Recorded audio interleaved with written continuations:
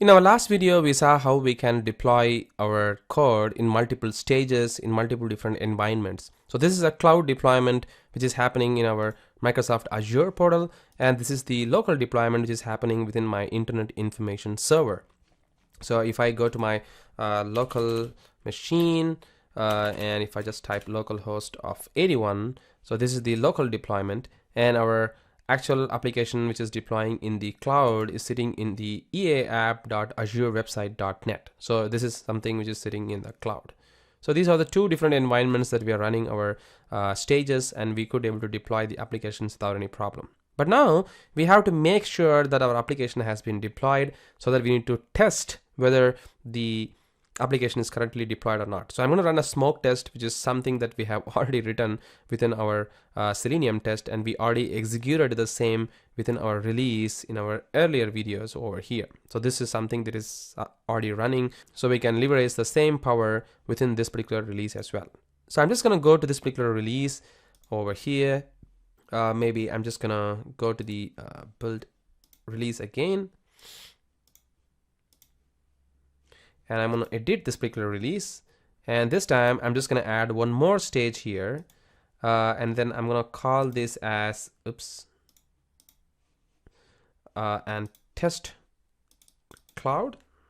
And then for this particular job, I'm just gonna run maybe in my Udemy pool, and I'm gonna add a test task, which is nothing but our Visual Studio test. This is exactly the same thing that we discussed earlier. And if you remember, for the Selenium, we actually had our DLL something like this dot DLL. I'm just gonna say this text contain the UI test. So I'm just gonna hit add just for the confirmation, because I have did this pretty long time before. So I'm just gonna go here, gonna hit edit for the Selenium. This is this one, which is correct. So it's star Selenium star.dll, which is cool. So I'm just gonna leave these as it is because it looks good to me. And I'm gonna go to the pipeline once again.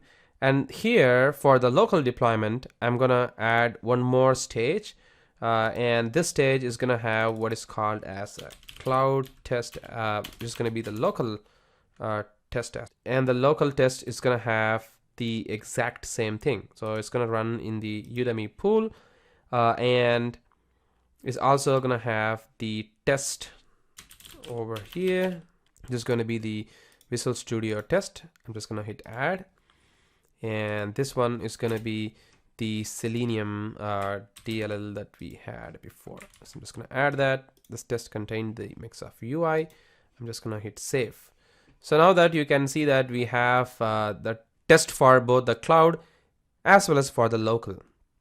But there comes a problem right now, because as you know that for the cloud deployment, it has an URL called eapp.azurewebsite.net, whereas for the local, it has what is called as a localhost :81. So if you just remember, just now I opened that, it's localhost :81, and this is eapp.azurewebsite.net. So how to handle the situation of like two different URL? Because as you know, within our code in the repos, if I go to the repos here for the Selenium test, you can see that we have something called as localhost :81, which is kind of hard-coded. So we have to make sure that we don't hard-code this particular value, but we get this value from the release pipeline instead of just having this so much hard-coded. So in order to overcome this problem, we are going to make use of the concept called as the environment variable within this C# code. But this environment variable is going to be coming from what is called as variables, as you can see here. So we're going to use this variable that we're going to create in to be passed as a value within our source code. So basically, I'm going to create a variable here called as app URL, and this app URL is going to specify which particular URL that I'm going to work with.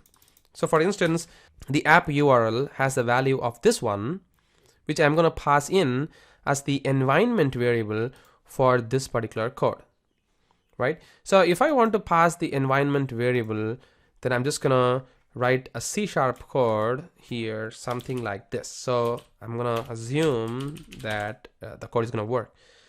Environment dot get environment variable of app URL. So this code environment dot get environment variable is actually a code which is going to get the value directly from the environment variables of the CI/CD. I'm just going to commit. I'm going to say added environment variables. I'm going to commit. So this way, this code is going to now fetch or look for this particular app URL so that it's going to perform the rest of the operation that you're going to see here, right? And now if I go back to the pipeline once again for the release, and if I hit edit this time, so if I go to this particular cloud test, and if I go to the variables, because we did not save it, I'm just going to add the app URL here, and the value which I'm going to pass in this time is going to be this one, the eaapp.azurewebsite.net, right? I'm just going to save this guy, and I'm going to say added the URL for variable. But now comes one more problem.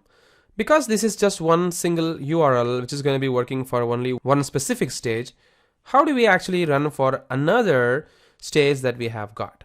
Because as you can see that this particular URL is going to be applicable or maybe run for the cloud test very fine, whereas for the another task that we have within the pipeline, the local test, this particular URL is not going to work. So it's going to be exactly the same thing like the hard coding value that we had before. So how to resolve this problem? We'll be discussing about the scopes in our next video.